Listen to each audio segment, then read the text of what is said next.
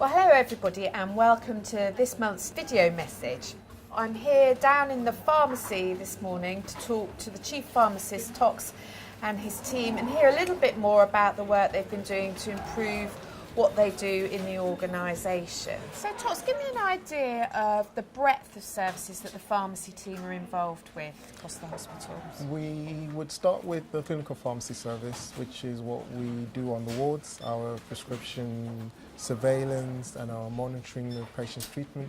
But also we have the dispensary. We're also involved in clinical trials. We have a cancer service. We also do home care. We have contracts with CSH and we also work with the CCG. So we do a lot in terms of our activity. You're a big and busy team, aren't you, supporting the trust? We are. So how many people working across the team have you got in the organisation? We have about 80, up to 80 staff members. Wow. Which is and are they a all sizable pharmacists? team. No, we have about 20, 25 pharmacists. We have medicines management technicians and they support the pharmacists. They do our medicines reconciliation, they do the orders, and then we have the assistants who help with dispensing but also the supply of stock items to the wards. The pharmacy is always evolving. We know that we need to in order to meet the needs or changing needs of the hospital. So for example, we're working on insulin at the moment. Some of the other work we do is on the drug chart because we think that we can improve the prescribing practices. And rather than have the current drug chart with all the limitations, we've added some more safety measures to that in order to improve the work. We've been doing one major project which is electronic medicines management and that is largely turning the dispensary into a paperless environment.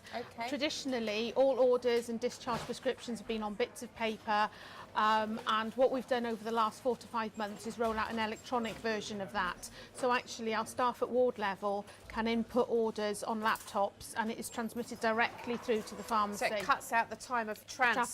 Yes. And also doesn't rely on pharmacists having to come back. So it pings in real time into a work list which we can then work through. And that has actually really improved the way we have been able to work. And the biggest key indicator of that is normally we would have needed 2 or 3 pharmacists in the dispensary at one time. We are now down to 1.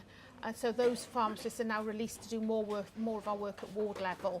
Now that we get to spend more time on the wards, that will help with our discharges as well.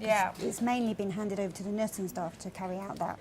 But now with us being on the wards more and more patient focused, we can actually look into counselling where needed and basically update patients on what medication they are taking when they go home to encourage them to take them as well.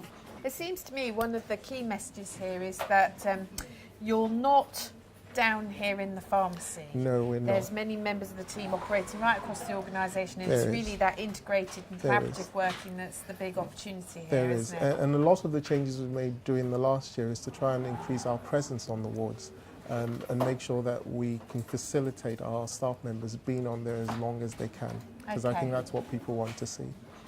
I think when we all think of the pharmacy, we think of this space that I'm in this morning, but there's clearly so very much more to it and in fact a whole lot of patient-facing support.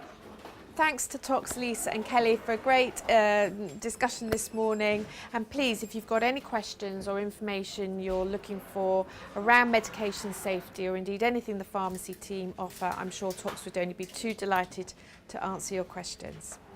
Till next time then, see you soon.